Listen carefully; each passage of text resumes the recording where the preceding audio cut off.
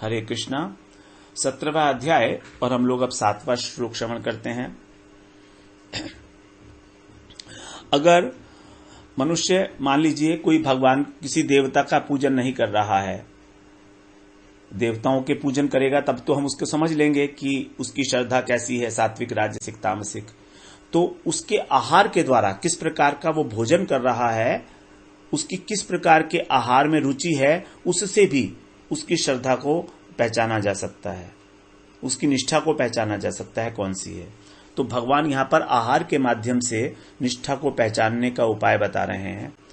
आहारस्त्वपि सर्वस्य त्रिविधो भवति प्रियः यज्ञस्तपस्तथा दानम तेषां भेदमिमं शृणु। आहार, आहारस, त्वपि, आहार, तू और अपि, इसको जोड़कर बना है आहारः प्लस तू प्लस अपि, त्वपि। आहारस्त्वपि एक साथ ही बोलना है, इसको अलग अलग नहीं बोलना है। आहारस्त्वपि सर्वस्य त्रिविधो भवति प्रियः यज्ञः तपः तथा दानम तेषां भेदम इमं शृणु। भगवान कह रहे हैं आहार भी, अपि माने भी, आहार भी, सर्वस्य माने सबको, जितने भी मनुष्य हैं, त्रिविधो माने तीन प्रकार का प्रिय होता है, भवति माने होता है। आहार भी सभी मनुष्यों को तीन प्रकार का प्रिय होता है। तो हमारा जो भोजन है उसको भगवान ने तीन भागों में विभक्त किया है, क्वालिटी वाइज। कह रहे हैं तू, तू माने और, उसी प्रकार यज्ञ, तप और दान, ये भी तीन प्रकार के होते हैं। यज्ञ, तपस तथा दानम, तो यज्ञ, तप और दान ये भी तीन प्रकार के होते हैं, सात्विक, राजसिक और तामसिक। तेषाम, तेषाम का मतलब इनके, किनके, यज्ञ, तप और दान के और आहार के, चार आइटम हो गए अभी। तो आहार, यज्ञ, तप और दान, इन चारों के इमम माने इस भेद को, भेदम, भेदम माने भेद को, शुणु माने सुनो। यानी अब भगवान इन चारों का भेद बताएंगे कि आहार सात्विक कौन सा होता है, राजसिक कौन सा होता है, तामसिक कौन सा होता है। इसी प्रकार से यज्ञ, तप और दान भी तीन प्रकार के बताएंगे आगे। तो यहां पर बता रहे हैं 7वें श्लोक में, आहारस्त्वपि सर्वस्य त्रिविधो भवति प्रियः यज्ञस्तपस्तथा दानम तेषां भेदमिमं शृणु। हरे कृष्णा। 17वां अध्याय और 8वां श्लोक श्रवण करते हैं। भगवान ने 7वें श्लोक में चार बातें बताई। हमारा आहार, यज्ञ, तप और दान, ये चार चीजें सात्विक, राजसिक और तामसिक तीन प्रकार की होती हैं। तो अब इनका प्रत्येक का ही भगवान लक्षण बताने वाले हैं। तो पहले आहार के विषय में बता रहे हैं कि सात्विक आहार कौन सा है। तो 8वें श्लोक को हम लोग श्रवण करते हैं। आयु सत्व बलारोग्य सुख प्रीति विवर्धना रस्या स्निग्धा स्थिरा हृदया आहारा सात्विक प्रिया। आयु, बल, आयु सत्व, बल, आरोग्य, सुख प्रीति विवर्धनः, रस्या स्निग्धा स्थिरा हृदया आहारा सात्विक प्रिया। हृदय मतलब हृदय को, हृदय से रिलेटेड है, हृदया आहारा सात्विक प्रिया। तो भगवान कह रहे हैं कि आयु, सत्व, बल और आरोग्य, सुख और प्रसन्नता, ये 6 चीजें, जो आहार इन 6 चीजों को विवर्धन मतलब बढ़ाता है। तो आयु का मतलब तो हम समझते हैं, आयु हमारी उम्र कितनी है। सत्व, सत्व का मतलब हमारा सत्व गुण, यदि हमारा आहार सत्व गुण को बढ़ा रहा है। बल, हमारा जो बल है, हमारे अंदर जो शक्ति है, इंद्रियों में हमारे ओज है। आरोग्य, स्वास्थ्य, आरोग्य का मतलब स्वस्थ। सुख और प्रीति, प्रसन्नता, मन की प्रसन्नता। तो जो इस प्रकार को 6 आइटम ये बढ़ाने वाला है, विवर्धना, और इसके साथ उसके लक्षण बता रहे हैं। अब 4 लक्षण बता रहे हैं। रस्या, रस्या का मतलब है उसमें रस है, सूखा सूखा नहीं है। स्निग्धा, स्निग्धा का मतलब चिकना है। चिकना कैसे? जैसे घी इत्यादि होते हैं और जो बादाम इत्यादि के अंदर तेल होता है सबके अंदर, तो किशमिश इत्यादि ये स्निग्ध हैं क्योंकि इनसे ऑयल निकलता है तो चिकनाई आ जाती है।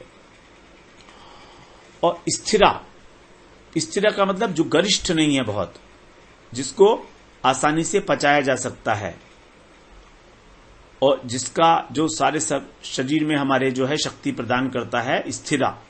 हृदया, हृदया का मतलब हृदय को शक्ति देने वाला, हमारे बुद्धि के अंदर हमारे को सौम्यता का भाव देने वाला, हमारी बुद्धि को तीक्ष्ण करने वाला है हृदया। आहारा सात्विक प्रिया, इस प्रकार का जो आहार है वो सात्विक पुरुष को अच्छा लगता है। प्रिया माने उसका प्रिय है। इस प्रकार का आहार सात्विक पुरुष को प्रिय है। तो यदि कोई व्यक्ति सात्विक है और यदन पूजन इत्यादि नहीं कर रहा है तो हम उसका भोजन देख के ही पता लग जाएगा हमको कि यह सात्विक है कि राजसिक है, तामसिक है। तो भगवान ने यहां पर 4 लक्षण बताए। रसयुक्त होना चाहिए, स्निग्ध मतलब चिकनाई युक्त होना चाहिए, स्थिरा मतलब गरिष्ठ नहीं होना चाहिए, पचाने के लिए सुपाच्य हो, और हृदया आहार के लिए, हृदय के लिए और हमारे फेफड़ों के लिए जो है वो हमारे को स्वस्थ करने वाला हो, इस प्रकार का पदार्थ। 4 सात्विक, तो रस्या के अंदर आ जाते हैं फल, दूध इत्यादि। स्निग्ध के आ जाए, स्निग्ध के अंदर आएंगे घी है, बादाम, मक्खन इत्यादि। और हृदया, और जो गरिष्ठ नहीं है। तो कह रहे हैं आयु सत्व बल आरोग्य सुख प्रीति विवर्धना रस्या स्निग्धा स्थिरा हृदया आहारा सात्विक प्रिया। हरे कृष्णा। हरे कृष्णा। 17वां अध्याय और हम 9वां श्लोक अब श्रवण करते हैं। इसमें भगवान अब राजसिक आहार के विषय में बता रहे हैं। कटु अम्ल लवण अति उष्ण तीक्ष्ण रुक्ष विदाहिनः आहारा राजसस्येष्टा दुख शोकामय प्रदः। कटु, कटु का मतलब कड़वा। कटु अम्ल लवण अति उष्ण तीक्ष्ण रुक्ष विदाहिनः आहारा राजस्य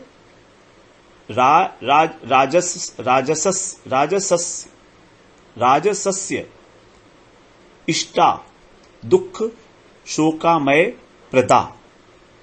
कटु, कटु का मतलब है कड़वा। जैसे करेला इत्यादि होता है। अम्ल, अम्ल का मतलब है खट्टा, जैसे इमली, अमचूर, नींबू इत्यादि होते हैं, सिरका। लवण, लवण का मतलब है अधिक नमक वाला पदार्थ जो होता है, नमकीन। अति उष्ण, अति उष्ण का मतलब बहुत गर्म, जिसमें से भाप निकल रही हो। तीक्ष्ण, तीक्ष्ण का मतलब है मिर्ची वाला, जिसके अंदर, जिसको खाने से हमारे मुंह से पानी निकलने लगे, वो आंखों से पानी निकलने लगे, सीसी करते हैं हम लोग, तीखा होता है, लाल मिर्च वाला, तीक्ष्ण। रुक्ष, रुक्ष का मतलब है जो जैसे चने होते हैं जिसके अंदर घी वगैरह नहीं होता, चिकनाई नहीं होती, तो सूखा सूखा सा रुक्ष। विदाहीन, विदाहीन का मतलब है कि जो दाह करने वाला है, जो शरीर के अंदर आग से लगाता है,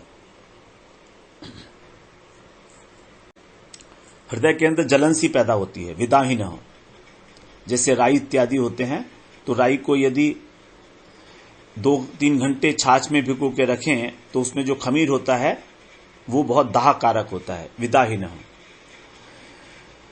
इस प्रकार के जो पदार्थ हैं, आहारा, आहार माने भोजन के पदार्थ, राजस, राजसस्य, राजस मनुष्य को, जो राजसिक मनुष्य को, इष्टा माने इष्ट, प्रिय होते हैं, उसको, उसके इष्ट होते हैं।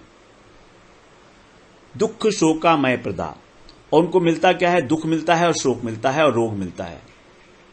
क्योंकि जब खा तो लेते हैं सी करते हुए, लेकिन बाद में जो है पेट गड़बड़ करता है सबका, किसी ना किसी प्रकार से पेट को जाकर परेशान करते हैं ये। तो ये हमको अल्टीमेटली दुखी देने वाला है। अगर इनका बहुत अधिक इस्तेमाल किया जाएगा तो हमको बहुत अधिक शोक और रोग भी लग सकते हैं, बीमारियां भी हो सकती हैं। तो कह रहे हैं कटु अम्ल लवण अति उष्ण तीक्ष्ण रुक्ष विदाहिनः आहारा राजसस्यष्टा दुख शोकामय प्रदः। हरे कृष्णा। 17वां अध्याय और 10वां श्लोक श्रवण करते हैं। अब इसमें तामसिक आहार के विषय में बता रहे हैं भगवान। यात यामम गतरसम पूति पर्युषितम च यत् उच्चिष्टमपि च मेध्यम भोजनम तामस प्रियम। यात यामम गतरसम पूति पर्युषितम च यत् उच्चिष्टम अपि च अमेध्यम भोजनम तामस प्रियम। यत् का अर्थ है जो भोजन, यात यामम, यात याम मतलब सड़ा हुआ है, पुराना है, सड़ गया है, यात यामम। गत रसम, उसके अंदर किसी प्रकार का कोई रस नहीं है, बिल्कुल सूखा है, ड्राई। पूती, पूती का मतलब दुर्गंध आ रही है, बदबू आ रही है। पर्युषितम मतलब बासी हो चुका है। और उच्चिष्टम माने झूठा है किसी का। और अमेध्यम माने महान अपवित्र, अपवित्र भी है, जैसे मांस, मछली इत्यादि, अंडा, ये सब अपवित्र पदार्थ हैं। ये जो भोजन है इस प्रकार का तामस मनुष्य को बहुत प्रिय होता है। तो जैसे यात यामम, पूती का मतलब है सड़न से जो युक्त है, दुर्गंध आती है, जैसे प्याज, लहसुन इत्यादि, इसको पूती कहेंगे। और पर्युषितम का मतलब है कि जो रोटी इत्यादि रात में रखने के बाद फिर वो बासी हो जाती है, उसको कहा गया। तो यात यामम का मतलब है कि जो पूरी तरीके से पका भी नहीं है, पका हुआ नहीं है, अधपका है, अथवा बहुत समय बीत गया है और काफी समय से कोल्ड स्टोरेज में रखा हुआ है, उसको कहेंगे हम यात यामम। गत रसम का मतलब हमने श्रवण कर लिया, जिसका रस सूख गया है, जैसे धूप में रखा हुआ है सामान, फल वगैरह धूप में रखे होते हैं तो उनका रस निकल जाता है सारा। पूती का मतलब जो दुर्गंध युक्त है, प्याज और लहसुन इत्यादि। पर्युषितम मतलब जो बासी भोजन है, इसको नहीं खाना चाहिए। और जो झूठा है और मांस, मदिरा, अमेध्यम, इस प्रकार के भोजन को कहा गया है तामसिक भोजन है।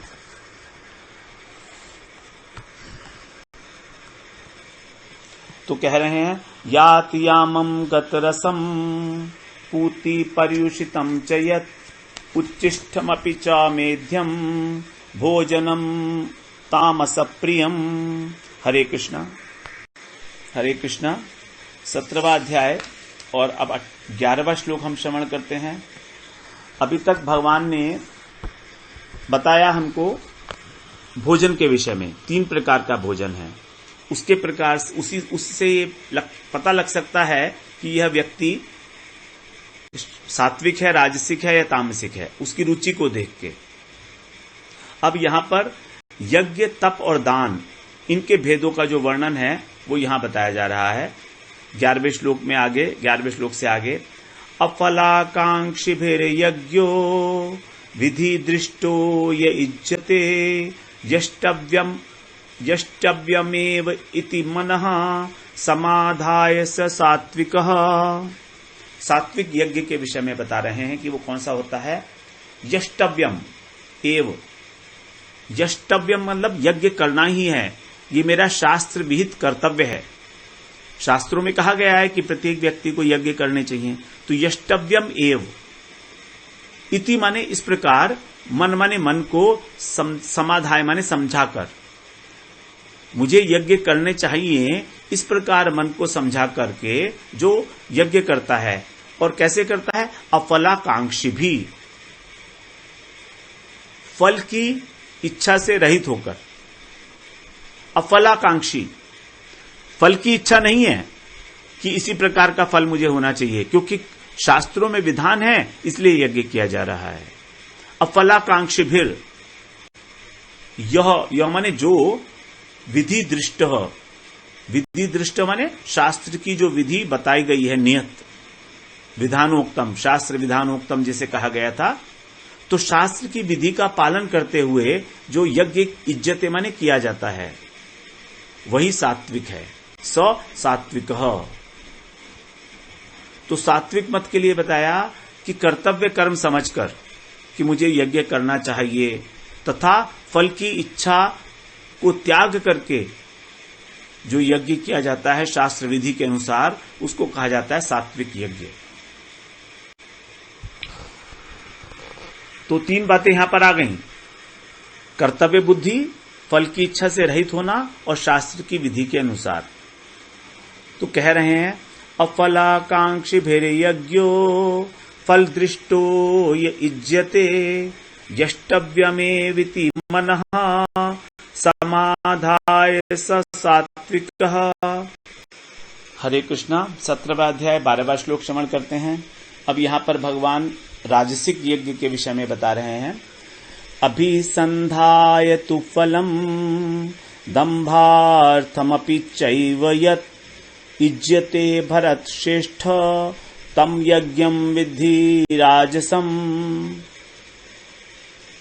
अभिसंधाय तु फलम दंभ अर्थम अपि चैव यत् इज्यते भरत श्रेष्ठ तम यज्ञम विद्धि राजसम। कह रहे हैं तू का मतलब है परंतु। पिछले वाले श्लोक से यहां पर एक अलग बात बताने वाले हैं अब राजसिक यज्ञ के विषय में, इसलिए परंतु लगा दिया। अभिसंधाय फलम, फल का अभिसंधान करके मतलब इच्छा लेकर, फल की कामना से युक्त होकर, तथा कैसे दंभार्थम, अपने दंभ को दिखाने के लिए, अपना बड़प्पन दिखाने के लिए, बनावटीपन के साथ, अंदर कोई इच्छा नहीं है लेकिन दुनिया को दिखाई जा रहा है कि प्रसिद्धि के लिए, कि मेरी प्रसिद्धि होगी, मैंने इतने यज्ञ कर लिए।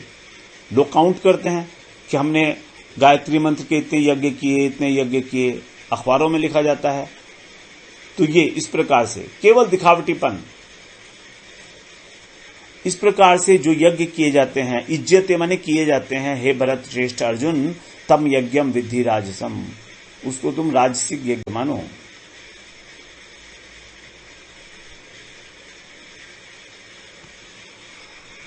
तो यहां पर फल की इच्छा और दंभ, ये 2 कारण हैं राजसिक यज्ञ के। दिखावटीपन, केवल शो ऑफ, बड़े बड़े पब्लिसिटी होती है, पंफलेट निकलते हैं, पंडाल बनते हैं, यज्ञ किया जाता है, खाने पीने का प्रबंध होता है, सब ये सब राजसिक है। तो अभिसंधाय तु फलम दंभार्थमपि चैव यत् इज्यते भरत श्रेष्ठ तम भजन विद्धि राजसम। हरे कृष्णा। 13वां अध्याय अब तामसिक यज्ञ के विषय में भगवान बता रहे हैं। विधिहीनम असृष्टान्नम मंत्रहीनम अदक्षिणम श्रद्धाविरहितम यज्ञम तामसम परिचक्षते। यहां पर कहा परिचक्षते मतलब कहते हैं। किसको कहते हैं? तामसिक यज्ञ किसको कहते हैं वो बता रहे हैं। विधिहीनम, शास्त्र की विधि का पालन नहीं किया गया। असृष्टान्नम, सृष्टान्नम का मतलब अन्न, अन्न का दान। यज्ञ के अंदर अन्न का दान देना अत्यंत आवश्यक है। यदि अन्न का दान नहीं दिया गया है तो यज्ञ नहीं माना जाता। तो असृष्टान्नम, उसने अन्न का दान भी नहीं दिया। मंत्रहीनम, मंत्रों का उच्चारण भी नहीं किया भी तो गलत उच्चारण किया, अपनी मर्जी से कर लिया। शास्त्र विधि से नहीं किया। अदक्षिणम, और दक्षिणा भी नहीं दी बाद में।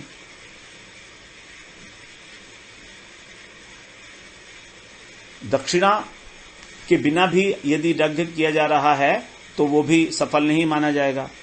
श्रद्धा विरहितम, और श्रद्धा भी नहीं है। बिना श्रद्धा के फॉर्मेलिटी पूरा करने के लिए सब लोग कर रहे हैं तो भाई हमें भी करना चाहिए। यज्ञम तामसम परिचक्षते, उसको तामसिक यज्ञ कहा जाता है। तो यहां पर कुछ लोग बिना शास्त्र विधि के, बिना अन्नदान के, बिना मंत्रों के और बिना दक्षिणा के यंत्र करते हैं, यज्ञ करते हैं। 4 प्रकार की चीजें आवश्यक हैं, शास्त्र की विधि का पालन, अन्नदान, मंत्र और दक्षिणा, तभी यज्ञ संपूर्ण होता है। यही विधि है शास्त्रों की। तो कह रहे हैं विधिहीनम असृष्टान्नम मंत्रहीनम अदक्षिणम श्रद्धा विरहितम यज्ञम तामसम परिचक्षते। हरे कृष्णा। हरे कृष्णा। 17वां अध्याय और 14वां श्लोक। 11वें, 12वें और 13वें श्लोक में भगवान ने सात्विक, राजसिक और तामसिक ये 3 प्रकार के यज्ञों का वर्णन किया। अब आगे 14, 15 और 16 इन 3 श्लोकों में 3 प्रकार के तप का वर्णन करेंगे। तप 3 प्रकार का होता है, पहले शारीरिक, फिर वाचिक और मानसिक। तो पहले इसका वर्णन करेंगे, फिर उसके बाद बताएंगे सात्विक, राजसिक और तामसिक का क्या भेद है। तो तप के अंदर जो है वो अलग 3 प्रकार के तप हैं, और उन तीनों प्रकार के तपों के अंदर फिर 3-3 प्रकार के हैं, सात्विक, राजसिक और तामसिक। इस प्रकार जो तप हैं वो पूरे 9 प्रकार के हो गए।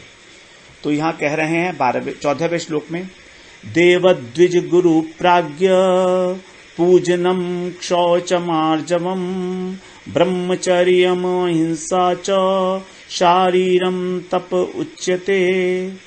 देव द्विज गुरु प्राज्ञ पूजनम शौचम आर्जवम ब्रह्मचर्यम अहिंसा च शारीरम तप उच्यते। शरीर का जो तप है उसको शरीर का तप कहा जाता है। उच्यते माने कहा जाता है। कौन सा तप? देव द्विज गुरु प्राज्ञ, देवताओं का पूजन। द्विज माने ब्राह्मण। द्विज, द्वि का मतलब है दोबारा, ज का मतलब है जन्म लेना, जिसका दोबारा जन्म हुआ है, अर्थात उपनयन संस्कार। उपनयन संस्कार का होना ही दूसरा जन्म बताया गया है। तो जो ब्राह्मण है द्विज है, गुरु और प्राज्ञ। प्राज्ञ का मतलब जो जीवन मुक्त महापुरुष हैं। इस प्रकार के 4 प्रकार के व्यक्तियों का पूजनम, यथा योग्य उनका पूजन करना। शौचम, शौचम का मतलब शुद्धि, बाहरी शुद्धि और आंतरिक शुद्धि। आर्जवम माने सरलता। ब्रह्मचर्यम अर्थात ब्रह्मचर्य का पालन करना। अहिंसा, और अहिंसा भी, किसी की हिंसा न करना किसी भी प्रकार की। शारीरम तप उच्यते, इसी को शरीर संबंधी तप कहा गया है। तो 4 प्रकार के महापुरुषों का, व्यक्तियों का पूजन करना, देवताओं का, ब्राह्मणों का, गुरु का और जो महापुरुष हैं। 2 प्रकार के व्यवहार, पवित्रता हो गई, आंतरिक पवित्रता और बाहरी पवित्रता। इसके अतिरिक्त मन की सरलता, हृदय की सरलता, कोई कपट इत्यादि ना हो। आर्जवम, ब्रह्मचर्य का पालन करना और अहिंसा का पालन करना। ये भी एक प्रकार से तप बताया भगवान ने। तो कह रहे हैं देव द्विज गुरु प्राज्ञ पूजनम क्षौचम आर्जवम ब्रह्मचर्यम अहिंसा च शारीरम तप उच्यते। हरे कृष्णा। 17वां अध्याय और 15वां श्लोक। यहां पर अब जो वाचिक तप है उसके विषय में बता रहे हैं। अनुद्वेगकरं वाक्यम सत्यम प्रियहितं च यत् स्वाध्याय अभ्यसनं चैव वाग्मयं तप उच्यते। अनुद्वेगकरं वाक्यम सत्यम प्रियहितं च यत् स्वाध्याय अभ्यसनं च एव वाग्मयं तप उच्यते। जो कैसे हैं? यत माने जो, जो कैसे हैं, अनुद्वेगकरम वाक्यम, अनुद्वेगकरम, उद्वेग माने किसी को भी उद्वेग ना देना ऐसे, और सत्यम जो सत्य हैं, प्रिय हैं और हितकारक हैं, ऐसे वाक्य, ऐसे जो भाषण है, वह व्यक्ति जो इस प्रकार का भाषण करता है, जो किसी को उद्वेग नहीं देता, सत्य है, प्रिय है और हितकारी है, जो ऐसा भाषण करने वाला व्यक्ति है, इस प्रकार से बोलता है, तथा अभ्यास स्वाध्याय भी करता है, शास्त्रों का मनन चिंतन करता है। अभ्यसनम माने अभ्यास, तो अभ्यास भी करता है, स्वाध्याय भी करता है। अभ्यास का मतलब यहां पर नाम जप होगा, ये सब करता है तो उसका वाचिक तप कहलाता है। वाग्मयम तप उच्यते, उसको वाचिक तप कहा जाता है। तो कह रहे हैं अनुद्वेगकरम वाक्यम सत्यम प्रियहितम च यत् स्वाध्याय अभ्यसनम चैव वाग्मयम तप उच्यते। हरे कृष्णा हरे कृष्णा। 17वां अध्याय और अब हम 16वां श्लोक श्रवण करते हैं, जिसमें मन का जो तप है, मानसिक तप, इसके विषय में बता रहे हैं भगवान। मन है प्रसाद सौम्यत्वम मौनमात्म विनिग्रह भाव संशुद्धिरिति एतत् तपो मानसमुच्यते। मनः प्रसादः सौम्यत्वम् मौनम आत्म विनिग्रह भाव संशुद्धि इति एतत् तपो मानसम उच्यते। यहां कह रहे हैं भगवान, मन है प्रसादः, प्रसाद का अर्थ है प्रसन्नता, मन की प्रसन्नता। दूसरा सौम्यत्वम, सौम्यत्व मतलब सौम्य भाव, हमारे मन में एक सरलता का भाव हो, एक सौम्य भाव जिसमें किसी प्रकार की कोई निगेटिविटी नहीं है, प्रसन्न क्रूरता इत्यादि नहीं है। और भगवान के प्रति जब हमारे को बहुत विश्वास होता है, उनके दयालुता, उनकी सर्वव्यापकता पर अटल विश्वास होता है, तो हमारे मन में स्वाभाविक रूप से एक सौम्य भाव उदय हो जाता है। फिर आगे कह रहे हैं मौनम, मौन अर्थात मन, मौन का मतलब है यहां पर केवल चुप होना ही नहीं है, बल्कि हमारे मन में भी किसी प्रकार का हलचल न हो, हमारा मन क्षुब्ध न हो। इस मौन के अंदर भी हम लोग शास्त्रों का स्वाध्याय कर सकते हैं, जप कर सकते हैं। तो ये ऐसा मौन नहीं है कि वाणी से भगवान का नाम भी नहीं निकलना। आत्म विनिग्रह, आत्म विनिग्रह मतलब मन का और इंद्रियों का बिल्कुल वश में हो जाना। हम जिस प्रकार से मन को अपने चलाना चाहें चला पाएं। विनिग्रह, विनिग्रह का मतलब अच्छे तरीके से, जहां पर हम मन को लगाना चाहें वहां लग जाए हमारा, और जितनी देर तक लगाना चाहें, इसको कहेंगे हम आत्म विनिग्रह। भाव संशुद्धि, भाव संशुद्धि मतलब हमारे अंदर जो भाव हैं, किसी भी प्रकार का उसके अंदर दोष ना हो। जैसे स्वार्थ का भाव, अभिमान का भाव हमारे अंदर होता है अधिकतर, तो दूसरे के प्रति हित की भावना से भरा हुआ हो हमारा मन, यह है भाव हमारा। तो भाव संशुद्धि, इसकी अच्छी प्रकार से शुद्धि। इति एतत्, इति माने इस तरह, एतत् माने यह, मन संबंधी मानसम तप उच्यते, मानसिक तप कहा जाता है इसको। तो भगवान ने यहां पर अभी तक 3 प्रकार के तप बताए, शारीरिक, वाचिक और मानसिक। तो मानसिक तप का मतलब है मन का वश में होना, मन की प्रसन्नता, सौम्य भाव को धारण करना, मौन और भाव संशुद्धि।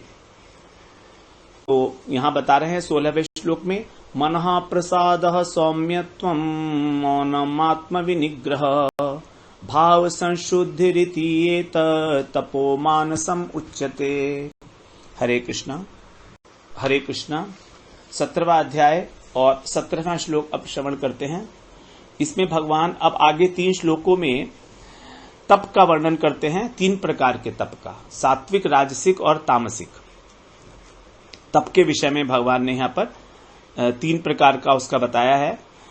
17वें श्लोक में बता रहे हैं, श्रद्धया परया तप्तम तपस्तत्त्रिविधम नरै अफलाकांक्षिभिर्युक्तै सात्विकम परिचक्षते।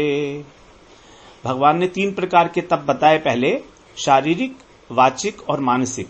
तो उनका जो उद्देश्य है वो उसके अनुसार ही इसका निर्णय होगा कि वो सात्विक तप है, राजसिक है या तामसिक है। उसका उद्देश्य और आचरण दोनों चीजें। तो यहां कह रहे हैं श्रद्धया परया तप्तम। श्रद्धया मतलब श्रद्धा से, परया माने परम। तो परम श्रद्धा से युक्त होकर, परम श्रद्धा से युक्त होकर अफलाकांक्षी भी, फलों की आकांक्षा न रखते हुए, अफलाकांक्षी, फल की आकांक्षा न रखते हुए, नरई माने मनुष्यों के द्वारा, त्रिविधम माने 3 प्रकार का जो तप किया जाता है, शरीर से, वाणी से और मन से तप किया जाता है। तप्तम माने किया जाता है, तत् सात्विकम परिचक्षते, उसको सात्विक तप कहते हैं। तो यहां पर 2 बातें आई हैं सात्विक तप के लिए, परम श्रद्धा से युक्त होना और फल की इच्छा से रहित होना। तो इस प्रकार से जो तप किया जाएगा, चाहे वो शरीर से हो, वाणी से हो या मन से हो, तो उस तप को सात्विक तप कहा गया है, परम श्रद्धा और फल की इच्छा से रहित। तो कह रहे हैं श्रद्धया परया तप्तम तपस्तत्त्रिविधम नरै अफलाकांक्षिभिर्युक्त्यै सात्विकम परिचक्षते। हरे कृष्णा। हरे कृष्णा 17वां अध्याय और 18वां श्लोक श्रवण करते हैं। इसमें अब राजसिक तप के विषय में बता रहे हैं भगवान। सत्कार मान पूजार्थम तपोदम्भेन चैव यत् क्रियते तदिह प्रोक्तम राजसम चलमध्रुवम्। सत्कार मान पूजार्थम तपो दम्भेन चैव यत् क्रियते तद इह, यहां पर संधि है तत् और इह, तद इह प्रोक्तम राजसम चलम और अध्रुवम। यहां पर भी संधि विच्छेद है, चलम प्लस अध्रुवम। तो यत् का अर्थ है जो, तप का मतलब तप, जो तप किस भावने से किया जाता है, सत्कार मान पूजार्थम, सत्कार मान और पूजा कराने के लिए, कि मेरा सत्कार हो, मेरा मान सम्मान बढ़े, मेरी लोग पूजा करें। अर्थम, अर्थम का मतलब के लिए, इन तीनों उद्देश्यों को पूरा करने के लिए जो तप किया जाता है, सत्कार, मान और पूजा। और कैसे किया जाता है, दंभेन, दंभ पूर्वक, दिखावटीपन, दंभ का अर्थ है दिखावटीपन, दिखाने के लिए लोगों को।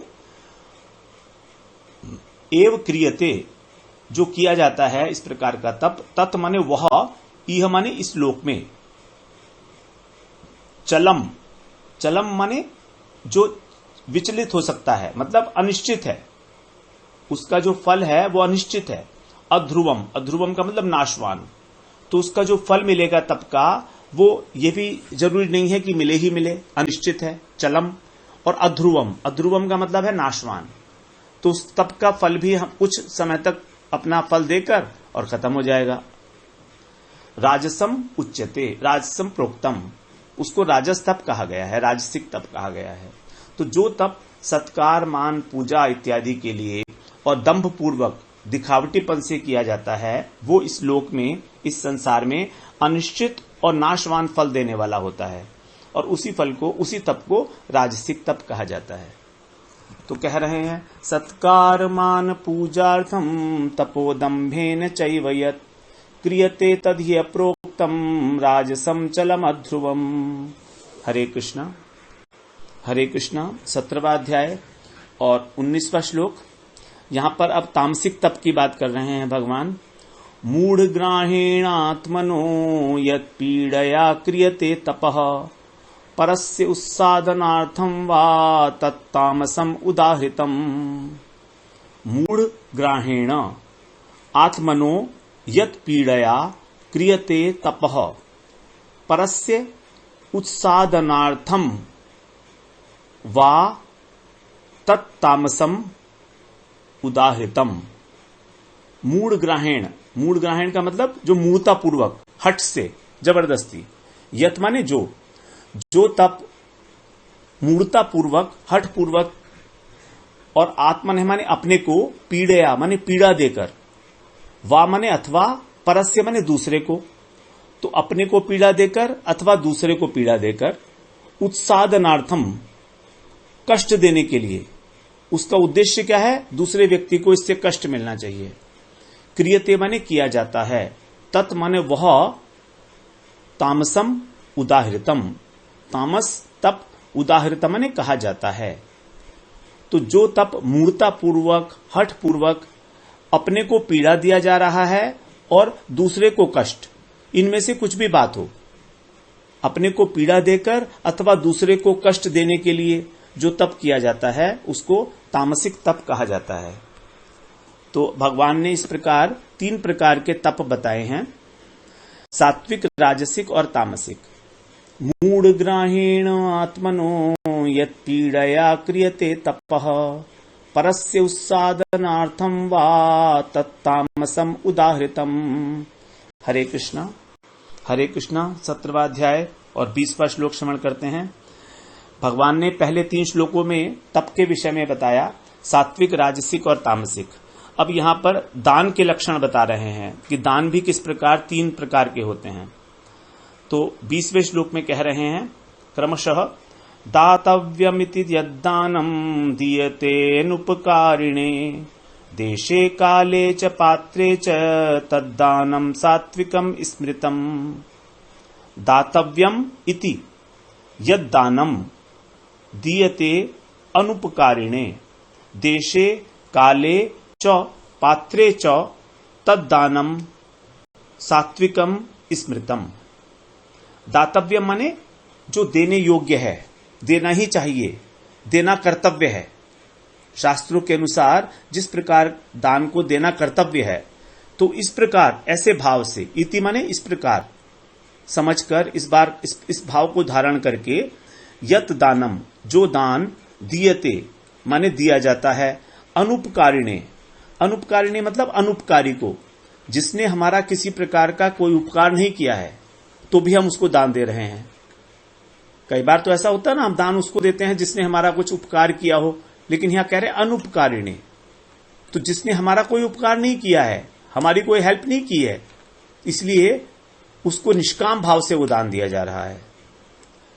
दियते माने दिया जाता है, देशे काले च पात्रे च, और देश, काल और पात्र के प्राप्त होने पर, अर्थात सही स्थान पर, सही समय पर और सही व्यक्ति को, गलत आदमी को नहीं, गलत स्थान पर नहीं और गलत समय में नहीं। देशे काले च पात्रे च, ये इंपॉर्टेंट है तीनों चीजें। तद दानम सात्विकम स्मृतम, उस दान को सात्विक दान कहा जाता है। तो यहां पर एक तो कर्तव्य बुद्धि से दान दिया गया और दूसरा निष्काम भाव से दान दिया गया। और किस समय? सत पात्र को सत स्थान में और सत समय में, जब समय भी शुद्ध हो, स्थान भी शुद्ध हो और पात्र भी सद पात्र हो, जिसको आवश्यकता है, उसको जब दान दिया जाता है तो उसे सात्विक दान कहा जाता है। दातव्यमिति यद्दानम दीयतेनुपकारिणे देशे काले च पात्रे च तद्दानम सात्विकम स्मृतम। हरे कृष्णा 17वां अध्याय और अब 21वां श्लोक श्रवण करते हैं। यहां पर राजसिक दान के विषय में बता रहे हैं, यत्तु प्रत्युपकारार्थम फलमुद्दिश्य वा पुनः दीयते च परिक्लिष्टम तद्दानम राजसम स्मृतम। यत्तु, यत् प्लस तु, यत्तु प्रति उपकारार्थम फलम उद्दिश्य वा पुनः दीयते च परिक्लिष्टम तद्दानम, तत् दानम राजसम स्मृतम।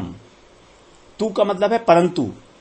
अब यहां पर विपरीत बात हो गई ना, वो वाला तो दान ठीक समय में ठीक व्यक्ति को दिया गया निष्काम भाव से।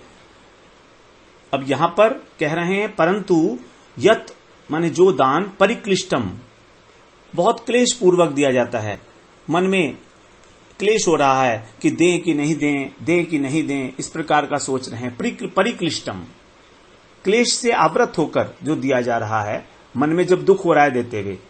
च और प्रत्युपकारार्थम, प्रत्युपकार करने के लिए कि उसने हमारा कुछ पहले उपकार किया था तो हमको भी इसका उपकार करना चाहिए, तो उसका बदला चुकाने के लिए ही हम उसको दान दे रहे हैं, प्रत्युपकारार्थम। वा अथवा फलम उद्देश्य, किसी फल की प्राप्ति के लिए कि मुझको दान देने से स्वर्ग की प्राप्ति होगी, मेरा ये काम बन जाएगा, मेरा व्यापार सफल होगा अगर मैं दान दूंगा तो इस प्रकार का तो दान जो है वो अधिकतर दिया भी जाता ही है। पुनः माने फिर दिया जाता है, उद्देश्य बना लिया हमने अपना कि हम इस प्रकार का दान जब हमें ये फायदा हो जाए, होना चाहिए, इसलिए हम दान दे रहे हैं। तद दानम राजसम स्मृतम, उसको राजसिक दान कहा जाता है। तो कह रहे हैं यत्तु प्रत्युपकारार्थम फलम उद्देश्य वा पुनः दीयते च परिक्लिष्टम तद्दानम राजसम स्मृतम। हरे कृष्णा हरे कृष्णा। 17वां अध्याय और 22वां श्लोक, इसके अंदर अब तामसिक दान के विषय में बता रहे हैं। अदेश काले यद्दानम अपात्रेभ्यश्च दीयते असत्कृतम अवज्ञातम तत्तामसम उदाहृतम। अदेश काले यद्दानम अपात्रेभ्यश्च, अपात्रे अ लगेगा, अपात्रेभ्यश्च दीयते असत्कृतम अवज्ञातम तत्तामसम उदाहृतम।